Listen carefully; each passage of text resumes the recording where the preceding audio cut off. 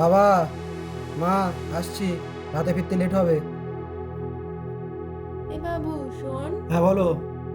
হ্যাঁ রে বাবু, আমাদের সাথে একটু সময় কাটাতে তো পারিস। সব সময় তো বাইরেই থাকিস তুই, আমাদের সাথে একটু বস। আরে হ্যাঁ, ঠিক আছে ঠিক আছে, বাদ দাও বাদ দাও। বাবু, তোকে একটা কথা বলি শোন।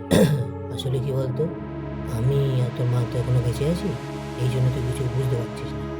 যেদিন আমরা বেঁচে থাকবো না, সেদিন দেখবি ঠিকই বুঝতে পারবি আমাদের গুরুত্ব কতটা।